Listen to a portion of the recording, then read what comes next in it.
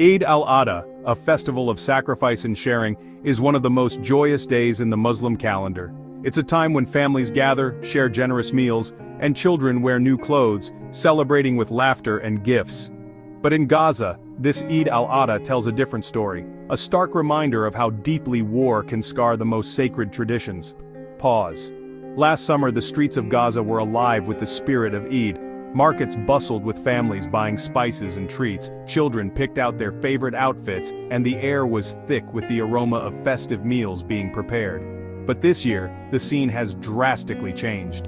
After 8 grueling months of conflict between Israel and Hamas, the landscape of celebration has turned into a tableau of survival. Pause. Imagine, instead of spacious homes filled with joy, many families are now cramped in stifling tents. The rich scents of cooked meats have been replaced by the stark odor of canned food. Where once children ran around in shiny new clothes, many now wear the same worn garments day after day. The sounds of laughter have dimmed, drowned out by the ever-present echoes of conflict. Pause. There is only war, no money, no work. Our houses have been destroyed. I have nothing, says al-Bash, a resident of Gaza, his voice barely a whisper against the backdrop of his crumbled home. This isn't just his story, it's a narrative shared by many here. The markets, once the heart of Eid's preparation, stand eerily quiet. The few vendors who remain speak of their dwindling stocks with a resigned sadness.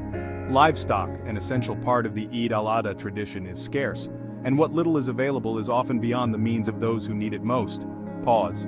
The generosity of Eid al-Adha lies in the tradition of sharing meat with those less fortunate.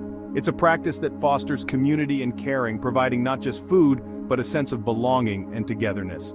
Yet, how do you share from emptiness? How do you celebrate a festival of abundance when scarcity taints the air? Pause. As the conflict persists with no end in sight, the people of Gaza hold on to what they can. The resilience of the human spirit shines through even in the darkest times. Families still gather, sharing whatever they have, clinging to the essence of Eid al-Adha.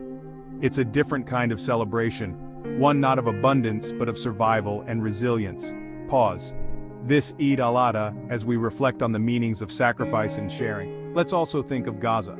Let's remember that even in the shadow of war, the spirit of this sacred day endures, perhaps not in feast and joy, but in the unwavering strength and unity of a community determined to keep the essence of their traditions alive, despite all odds.